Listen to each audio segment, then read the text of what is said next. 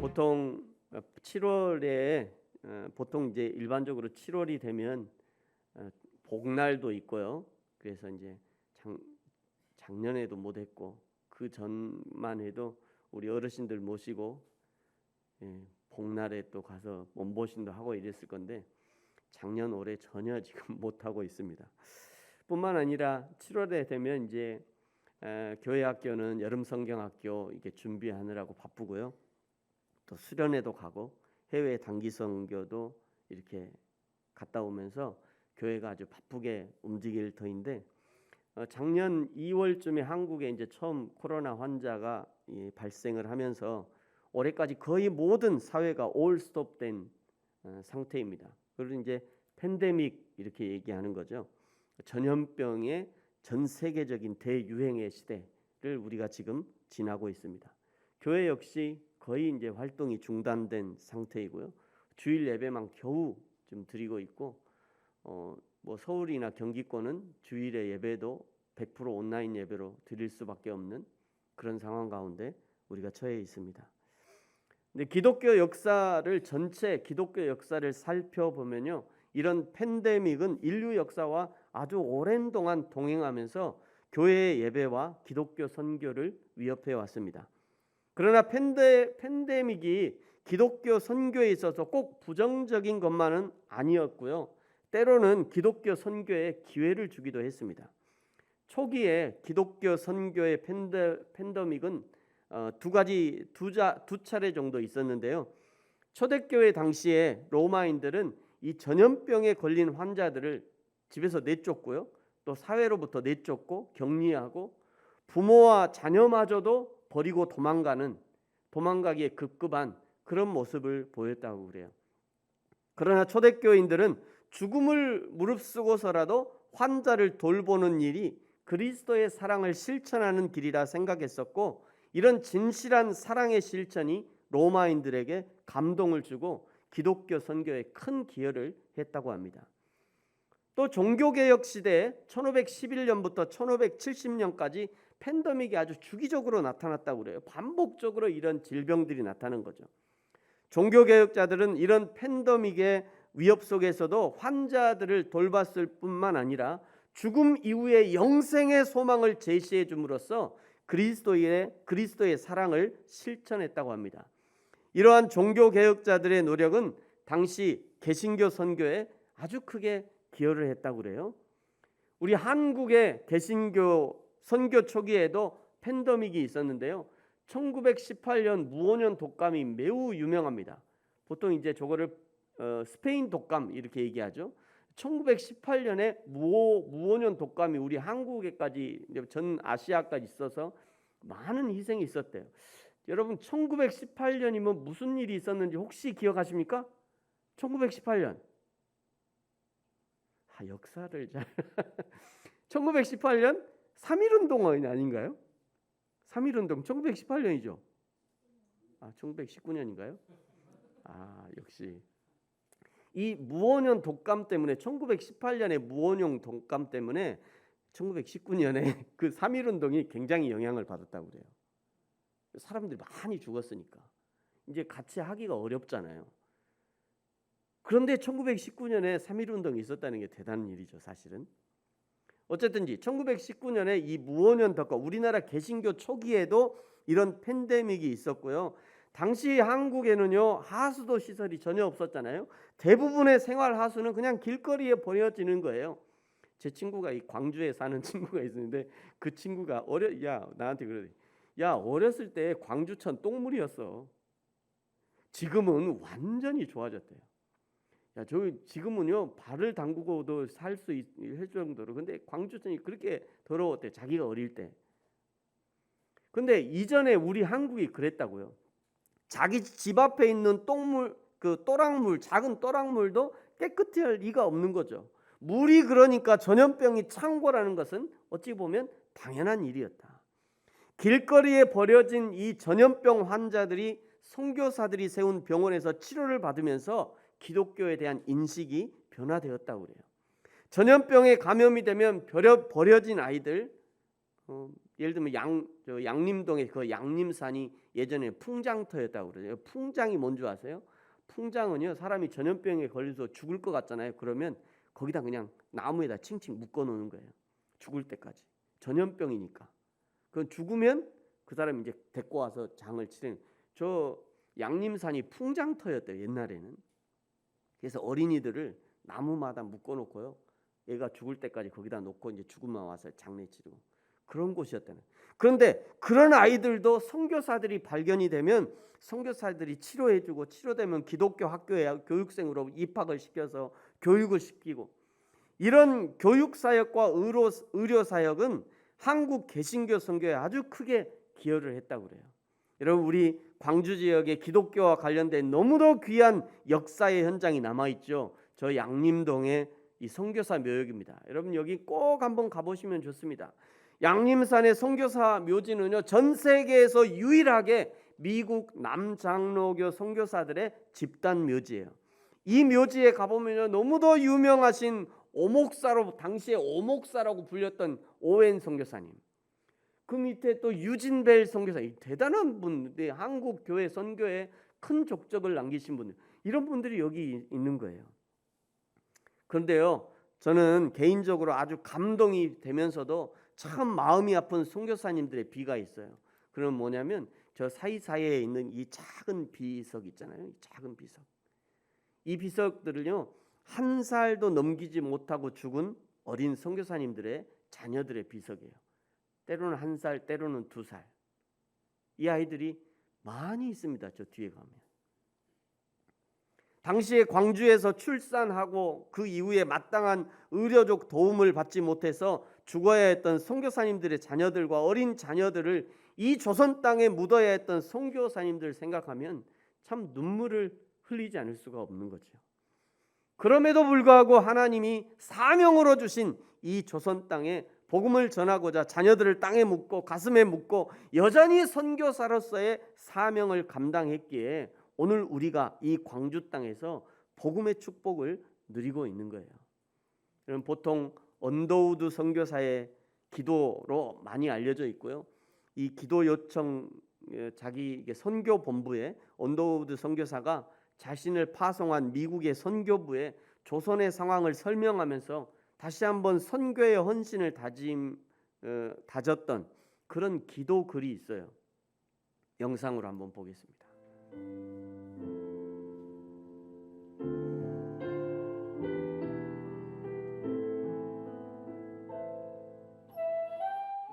오, 주여, 지금은 아무것도 보이지 않습니다.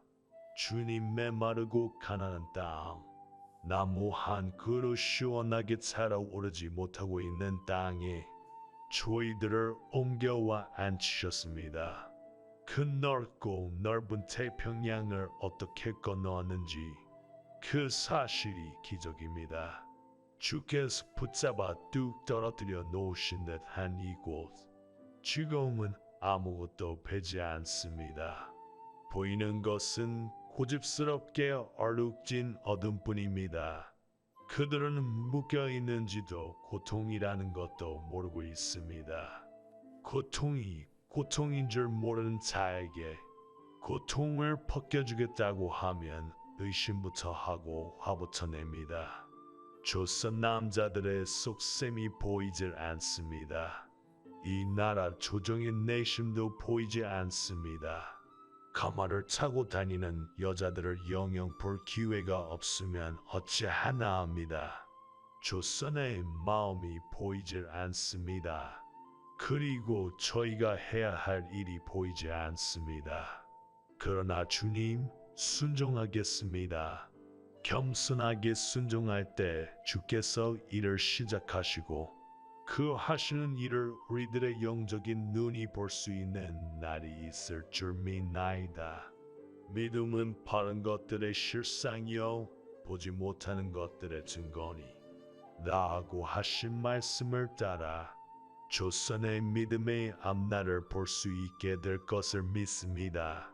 지금은 우리가 황무지 위에 맨손으로 서 있는 것 같사오나, 지금은 우리가 서양 귀신, 양기자라고 손가락질 받고 있사오나 저희들이 우리 영혼과 하나인 것을 깨닫고 하늘나라의 한 백성 한 자녀임을 알고 눈물로 기뻐할 날이 있음을 믿나이다.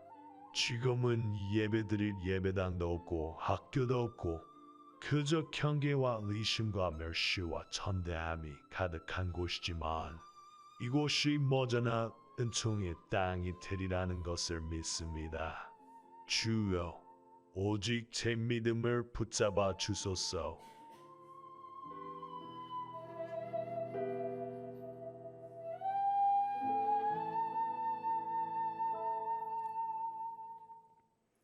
네, 이런 많은 선교사님들의 그 사랑과 희생 위에 세워진 이 광주의 교회들과 성도들이 전도와 선교에 대해서 당연히 관심을 갖고 기쁨으로 헌신해야 하는 것은 너무도 당연한 일이 아닌가라고 생각합니다. 이번 7월 한 달 동안 선교 시리즈에 지난주에는 저희 조수연 청년이 생전 처음으로 대표 기도를 했고요. 오늘 우리 안시연 어린이가 대표 기도를 했습니다. 우리의 자녀들이 앞으로 선교의 주역으로 우뚝 서서 세계와 열방에 복음을 전하는 자로 하나님의 위대한 일꾼으로 쓰임받기를 사모하는 마음으로 대표기도 순서에 넣었습니다. 여러분, 우리 교회에 속한 어린이들, 청년들만이 아니라 이 땅의 모든 어린이 청년들이 예수님을 만나고 하나님의 사명을 발견하고 헌신해서 하나님의 귀한 일꾼으로 쓰임받을 수 있도록 기도해 주시고 격려해 주시기 바랍니다. 그렇다고 모든 사람들이 사역자가 되고 선교사가 될 필요는 없습니다. 하나님이 허락하신 각자의 재능을 가지고 하나님을 드러내고 하나님을 높이면서 하나님의 영광을 드러낸 일을 한다면 그것이 곧 전도요 선교로 연결이 되어질 것입니다. 오늘 7월 선교 시리즈 이제 네 번째인데요. 잠깐 살펴보겠습니다. 첫 번째 주에는 마태복음에서 왕으로 오신 예수님을 소개했어요.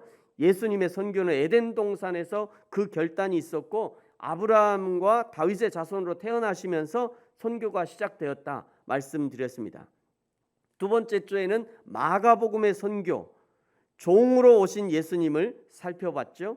하나님의 종으로 오셔서 하나님의 마음을 살피고 하나님이 원하시는 사역을 하셨고 뿐만 아니라 사람의 종도 되셔서 사람의 필요를 공급하시는 예수님에 대해서 살펴봤습니다. 사랑하는 성도 여러분, 하나님의 종이 되십시오. 하나님이 사용하실 것입니다. 사람의 종이 되십시오. 더 많은 사람들을 섬길 수 있을 것입니다. 세 번째 주에 누가복음의 선교에 대해서 말씀하셨습니다. 누가복음은 사람으로 오신 예수님, 인자로 오신 예수님을 소개했죠. 예수님의 사명은 잃어버린 자를 구원하기 위해서 오신 것, 그것이 인자의 사명이라 말씀드렸습니다. 사람의 아들로 오신 예수님이 알려주셨던 누가복음의 선교 방법은 첫 번째는 성경대로의 삶을 살아라. 두 번째로는 그리스도의 죽음과 부활을 전파하라. 세 번째는 회개가 일어나야 된다라고 말씀하셨습니다. 오늘 이제 마지막으로 요한복음의 선교, 요한복음에 나타난 예수님의 선교에 대해서 살펴보려고 합니다. 여러분 참고로 오늘까지 이렇게 주보에 제가 이게 포스터를 넣었잖아요. 오늘까지 총 4번 주보에 포스터를 넣었어요. 이 4번 주보에 포스터를 넣었는데 이 사진이 조금씩 달라졌어요. 뭐가 달라졌는지 발견하신 분? 뭐가 달라졌는지. 조의원 뭘 발견하셨죠? 각도가네. 뭐 너무 어렵진 않아요. 너무 쉬워서 혹시 실망하실 수 있는데 예수님의 얼굴의 각도가 조금 달라졌어요. 그죠? 마태복음은 요 사진이었고요. 마가복음은 요 사진, 그다음에 누가복음은 이 사진. 각도가 계속 바뀌고 있죠. 그리고 요한복음에 오늘 이제 요 사진이에요. 이 예수님의 각도가 예수님 사진의 그 각도가 조금씩 변하고 있어요. 마태, 마가 사실은 마태, 마가, 누가는 같은 방향을 보고 있죠. 이렇게 이쪽으로. 근데 오늘 요한복음은요 반대 방향을 이렇게 보고 있어요. 좀 다르게. 이거는 사진을 찍은 사람은 이런 의도를 갖고 찍었는지 모르겠어요. 그런데 제가 이 사진을 발견하고 이 사진을 자료로 쓸 때 이런 걸로 이렇게 사용해도 되겠다라고 제가 생각하게 됐습니다. 그럼 보통 마태, 마가, 누가, 요한을 뭐라고 그러죠? 이 마태, 마가, 누가, 요한을 보통 사복음서 이렇게 얘기하죠. 4개의 복음서, 다 뒤에 복음이 붙었으니까 보통 사복음서 이렇게 얘기해요. 그런데 공관복음이라고 하는 구분이 있습니다. 공관복음은 같을 공자에 볼 관자잖아요. 그래서 같이 본다 이런 의미예요. 예수님을 같은 방향에서 공통적인 모습을 보고 있다 이런 의미입니다. 이 공관복음에는 마태, 마가, 누가까지고요. 요한복음은 다른 시각을 가지고 있어요. 이 공관복음이라고 하는 마태, 마가, 누가와 요한복음의 차이가 있는데요. 첫째는 예루살렘을 방문하신 횟수의 차이가 있습니다. 이 공관복음에는 한 번 가신 걸로 나오는데 요한복음엔 총 4번 가셨다고 나와요. 두 번째, 세례 요한의 견해가 달라요. 세례 요한을 공관복음에서는 회개의 선포자다, 회개의 세례를 베푼 자로 이렇게 소개되고 있는데 요한복음에는요, 예수님의 공생애를 예수님을 증거하면서 예수님과 함께 시대를 산 걸로 이렇게 요한을 증거하고 있습니다. 세 번째는요, 요한복음에는 이 공관복음에 나타나지 않은 여러 자료들이 있어요. 이런 자료들이 있는데요.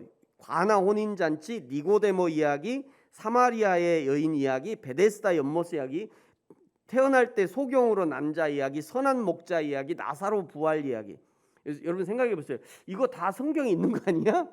이렇게 생각해. 저거는 요한복음에만 있어요.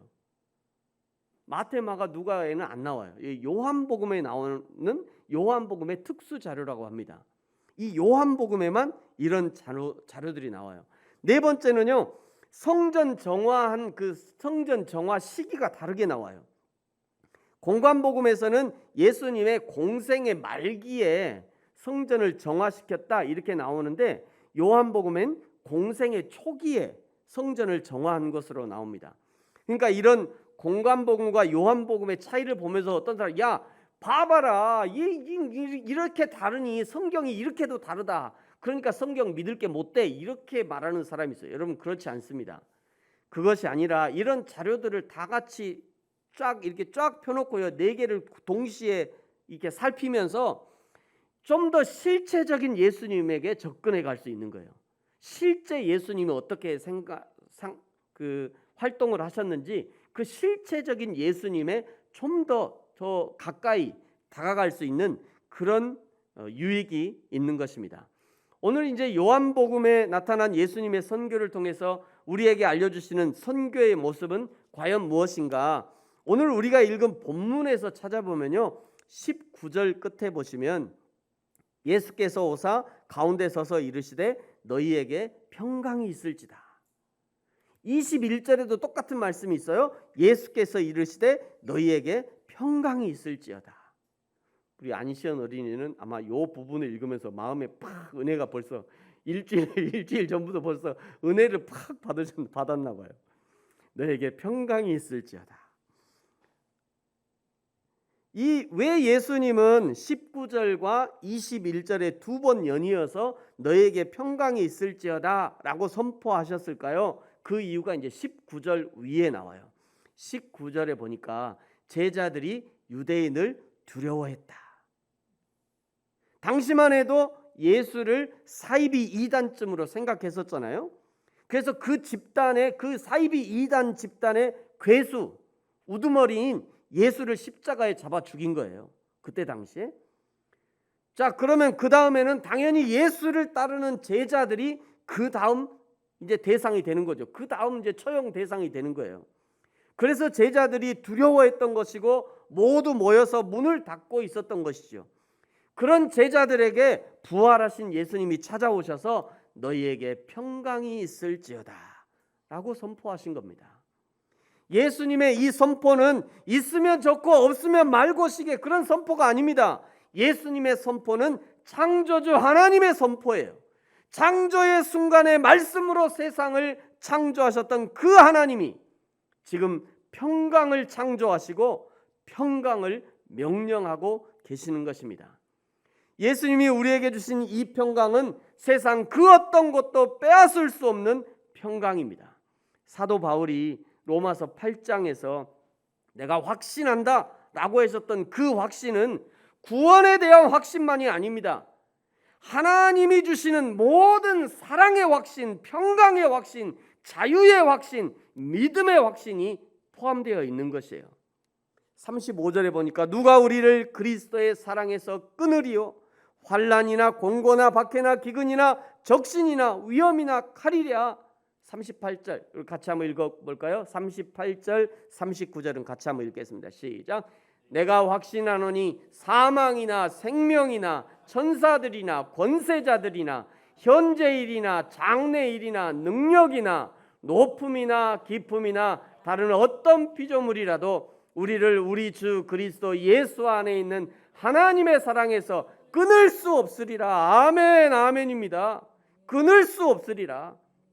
절대로 하나님의 사랑에서 끊을 수 없다고 선언하셨음에도 불구하고 사단 마귀는요, 우리에게 자꾸 주님이 주신 이 하나님의 평강을 빼앗지는 못할 거면 내가 깨뜨리기라도 해야 되겠다 라고 하고 늘 공격해요.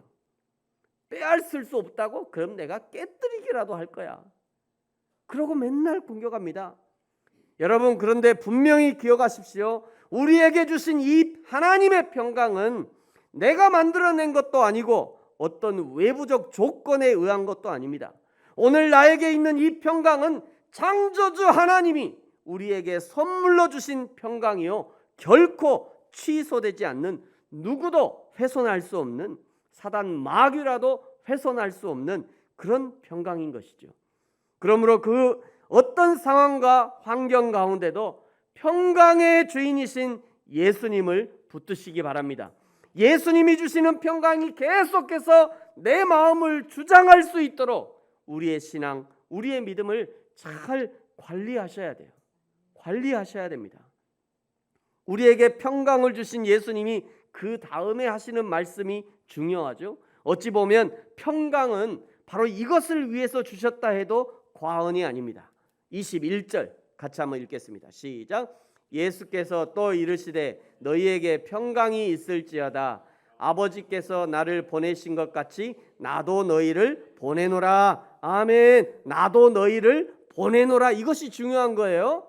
나도 너희를 보내노라. 전제 조건이 붙어 있어요. 뭐냐면 아버지께서 나를 보내신 것 같이입니다. 성부 하나님이 성자 예수님을 왜 보내셨죠? 어떤 사명으로 이 땅에 보내신 것입니까? 완전한 인간의 삶을 살으라고 보내신 거예요. 완전한 인간의 삶을 살으라고 예수님을, 성부 하나님이 성자 예수님을 이 땅에 우리에게 보내주신 것입니다. 성자 예수님을 인간들이 사는 세상에 보내셔서 거기서 말이지, 내가 하나님이야, 내가 창조주 하나님이라고, 너희들 왜 그거를 몰라? 이 인간들아, 내 앞에 와서 다 무릎 꿇어라. 내가 창조주 하나님이다. 그렇게 군림하려고 이 땅에 오신 것이 아닙니다. 예수님이 이 땅에 오셔서 사생애를 30년 사시는 동안 단 한 번도 내가 하나님이다 라고 드러내지 않아요. 사생애 동안은요. 사생애 동안은 드러내지 않으셨어요. 물론 내가 하나님, 내가 아버지 집에 있는 거 모르십니까? 자기 어머니한테 이렇게 얘기했잖아요. 그건 아직 드러낸 거 아니죠, 사실은. 그건 아직 드러낸 거 아니에요. 그걸 드러냈다고 얘기할 수 없어요. 예수님은요, 30년 사생애를 사는 동안 단 한 차례도 드러내지 않으셨습니다. 여러분, 이것이 매우 중요한데요, 바로 그 삶을 살으라고, 완전한 인간의 삶을 살으라고 성부 하나님이 성자 예수님을 이 땅에 파송하셨다는 거예요. 성부 하나님이 성자 예수님을 보내신 것 같이 성자 예수님도 우리를 동일한 목적과 동일한 마음으로 우리를 보내신다는 거예요. 여러분, 그러면 이제 우리는 어떻게 살아야 되는가? 지금 내가 서 있는 이곳이 나를 보내신 사명의 현장인 줄을 알고 나에게 맡겨진 삶을 잘 살아야 한다는 거예요. 제가요 이 부분을 하면서 어떻게 하면 좋을까라고 생각하다 저 사진을 발견했어요. 저거 호주에 있는 울룰루라고 하는 전 세계에서 가장 큰 바위입니다. 저 바위가. 근데 호주 땅 정중앙에 있는 바위예요. 저 바위가 높이가 300m인가? 이렇게 되고요. 저 어마어마하게 큰 바위인데 저 바위가 하나예요. 한 덩이 바위가 우뚝 서 있어요. 이렇게 산에. 사명이란 이런 거 아닌가라고 생각해요. 변함없이 흔들리지 말고 묵묵히 비가 오면 비를 맞고 눈이 오면 눈 맞고 그 자리에서 묵묵히 흔들리지 말고 큰 바위처럼 흔들리지 말고 그 사명을 감당하는 거, 그것이 사명이 아니겠나 생각했습니다. 여러분, 나를 보내신 그 사명의 현장인 줄 아는 거, 그것이 우리에게 맡겨진 사명인 거예요. 남편은 남편으로서 마땅한 삶을 살아야 합니다. 그것이 사명이에요. 아내는 아내로서의 마땅한 삶을 살아야 합니다. 그것이 사명입니다. 주부는 주부로서의 삶을 살아야 돼요. 그것이 사명이에요. 직장인은 직장인의 삶을 잘 살아야 됩니다. 그것이 사명이에요. 얘기하면 또 목사님 어떻게 해야 직장인을 잘 내가 어떻게 하라고 그거를 자기가 알지. 자기 직장이니까 자기가 아는 거예요. 자기가 하나님 앞에 기도하고 하나님 제가 이 직장 생활을 어떻게 해야 됩니까? 좀 하나님 저를 좀 도와주세요. 라고 기도하면서 감당하는 거예요. 그것이 사명이에요. 의사는 의사의 삶을 잘 살아야 됩니다. 그것이 사명입니다. 의사를 살면서 이 팬데믹이 올 때 어떻게 알았어요? 네? 근데 여전히 의사의 사명을 감당하는 우리 의료인들이 많잖아요. 의사는 의사의 삶을 잘 살아야 돼요. 그것이 사명이에요. 선생님은 선생님의 삶을 잘 살아야 됩니다. 그것이 사명입니다. 학생은 학생의 삶을 잘 살아야 돼요. 그것이 사명이에요. 목회자면 목회자의 삶을 잘 살아야 됩니다. 그것이 사명입니다. 선교사라면 선교사로 보내신 그 현장에서 선교사로서의 삶을 잘 살아내야 됩니다. 왜냐하면 그것이 곧 선교사의 사명이기 때문입니다. 사랑하는 성도 여러분, 오늘 서 있는 나의 삶의 자리는 하나님이 보내신 사명의 자리임을 인정하시기 바랍니다. 그 자리에 우뚝 서서 하나님이 주시는 평강을 잊지 마시기 바랍니다. 사단 마귀가 나의 평강을 깨뜨리려고 여러 가지 방법으로 공격해 오지만 단단하게 흔들리지 말고 끝까지 사명을 잘 감당하시기 바랍니다. 여러분이 충분히 그 사명을 감당할 수 있도록 하기 위해서 22절 끝에 보면요, 성령을 받으라 말씀하고 있어요. 여러분, 우리 22절 같이 한번 읽어볼까요? 시작. 이 말씀을 하시고 그들을 향하여 숨을 내쉬며 이르시되 성령을 받으라. 아멘. 이 말씀을 하시고 그들을 향하여 숨을 내쉬며 이르시되 성령을 받으라. 여러분 혼자 사명의 자리에 있는 거 아닙니다. 이미 성령님이 함께 하십니다. 여러분 혼자 아픈 거 아니에요. 성령님이 그 아픔의 현장에서 함께 하십니다. 여러분 혼자 힘든 거 아닙니다. 성령님도 여러분과 함께 그 힘든 현장에서 함께 땀 흘리며 견디고 계시는 거예요. 그러므로 성령님께 지혜를 구하십시오. 성령님께 도우심을 요청하십시오. 도우심을 요청하는 하나님의 자녀에게 성령님은 반드시 지혜를 주시고 도움의 손길을 보내주시고 피할 길을 내셔서 반드시 감당할 수 있도록 함께 하시겠다고 약속해 주셨어요. 7월 4주간 마태, 마가, 누가, 요한에 등장하는 예수님의 선교에 대해서 살펴봤습니다. 각 복음서마다 각각 예수님을 소개하면서도 약간씩 다른 모습을 보였죠. 그렇다고 틀린 것이 아니에요. 약간씩 다른 것이 서로 보완이 되면서 더욱 완전한 예수님의 모습을 보여주고 있는 것입니다. 여기서 또 한 가지, 제가 사실은 숨겨놓은 의미가 하나 더 있어요. 이 파워포인트에 말이죠. 제가 이 주일에 이 파워포인트를 준비하면서 저 상단에 무지개 색깔을 제가 넣었어요. 그냥 한 게 아니에요. 다 의미가 있어요. 저 무지개 색깔을 넣었는데요. 여러분, 무지개가 아름다운 이유는 뭘까요? 빨주노초 파남보가 있어서요. 근데 이 빨주노초 파남보만 있는 게 아니라 이 무지개 색을 컴퓨터로 분석해 보면요, 그 안에 수만 가지 색이 나온대요. 수만 가지 색이 있는 거죠, 저 안에. 그래서 아름다운 거예요. 수만 가지 색이 있어서 말이죠.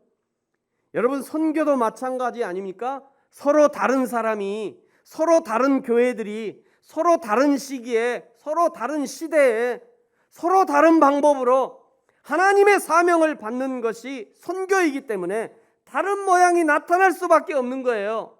그래서 선교가 아름다운 겁니다. 어떤 사람은 야, 우리는 이렇게 CCC를 보면요, CCC는 이렇게 하는데 너희들은 왜 이렇게 하니? 아, 우리 선교단체는 이렇게 하는데 너희들은 왜 이렇게 해? 그럴 필요가 없어요. 다 각자 사명이 다르기 때문에 다른 방법을 하는 거예요. 그래서 아름다운 거예요. 저와 여러분의 선교는 어떻습니까? 이 아름다운 하나님의 선교에 각자의 재능을 가지고 각자의 방식으로 각자의 자리에서 성실하게 감당할 때 하나님의 나라가 이 땅에 오게 하는 귀한 일들을 감당할 수 있는 것이에요. 그래서 당신은 왜 그렇게 하십니까? 그럴 필요 없어요. 당신은 왜 선교를 그렇게 해요? 그럴 필요 없다니까요. 아, 우리는 이렇게 하는데 왜 당신은 그렇게 합니까? 그럴 필요 없어요. 다 하나님이 각자의 재능대로 각자의 방식으로 각자의 자리에서 그 선교사의 삶을 사는 거죠. 그 현장의 삶을 살아내는 것, 그것이 우리의 선교라는 거예요.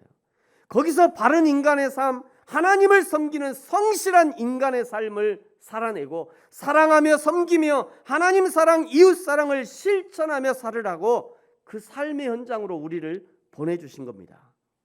뿐만 아니라 성령님이 함께 하겠다고 말씀하시잖아요. 내가 너희를 보내노라 말씀하시고, 나 혼자 가는 게 아니라 성령님을 우리와 함께 보내시겠다 말씀하잖아요.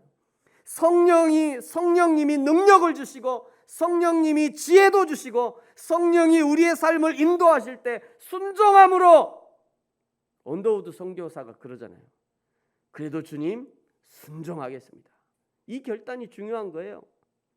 순종함으로 말이죠. 순종함으로 성령님의 손잡고 따라가면서 맡겨주신 사명을 완수할 수 있도록 그 성령님이 도와주시겠다 말씀하는 것입니다. 사랑하는 성도 여러분, 저와 여러분이 우리의 인생길을 다 가도록 이 성령님의 손잡고 기쁨으로 하나님의 교회와 성도들을 섬기며 사랑하는 사명을 잘 감당하게 되기를 예수님의 이름으로 축복합니다. 기도하겠습니다.